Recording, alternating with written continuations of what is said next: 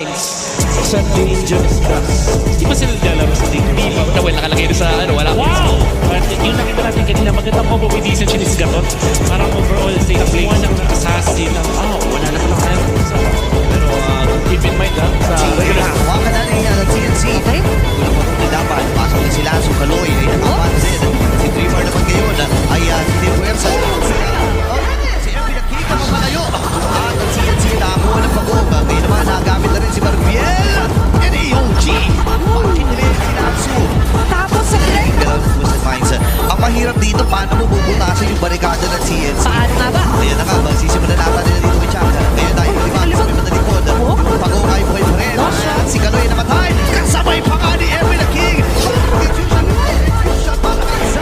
Sila magwawag-isa pagong. Ngayon ay AOG ay gagamitin din. Napunta si Roshan, gamit niya yung pinapurify. Habang pa rin si Sanchez sa may madalikod. Mamatay si Lanzo sa kamay ng TNC.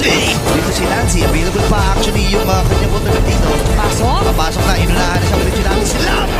At nakabawi din man ang Twisted.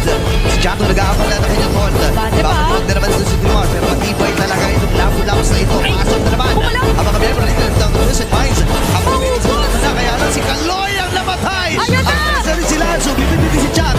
Bitin na ata yung kakayahan din ng Twisted para pigilan ang pagsugod ng TNC. Tatawid si Zaida. Nag-aawa ng pagkakataon. Balik. Sa purple paparaan mula dito kay Lancy. Actually, hawak niya yung Tsunami Slam.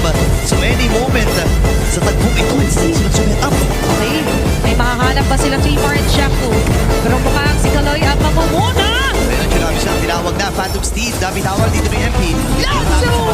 At si Zaida muli for the third time. Ang magwawag iyabang si Benny na ako na lang AOG na tinamaan. Pasok naman si Lancy. Notion Pero patay! Tsunami Slam.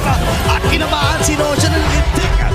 TNC If bro. ever, prayo talaga nila dito yung mga objektiba. So yun nga talagang tinutuloy na nila Lord ay makukuha ng CNC Pro Team without any contestation. Yung Lord na nasa may bandang itaas at si Lancy yung threat ng kanyang Tsunami Slam. Pwedeng isa-isahin ito ng TNC. Hawak pa rin naman nila yung Lord. Aabante pa din si Kaloy. Umamba lamang noong kanyang talon. Yan si Dreamer. Nagamit na rin gamit si Dreamer Fighter. Uy! Uy! Dreamer! Grabe! AOG patay ka agad si Sean. Naku po, hindi man lang nakapag-react dito. Grabe si Chaku! Mamatay na rin si Lanzu. Same with Chaku. Ngayon ay lilinis na ang TNC Pro Team. Isusunod nila yung top lane. Grabe no, kahit sino-sino na lang dito. Ang humarap, bibigyan talaga dito nila Lancy. Nakabante ang apat na team! Mauunahan pa ata dito si Kaloy!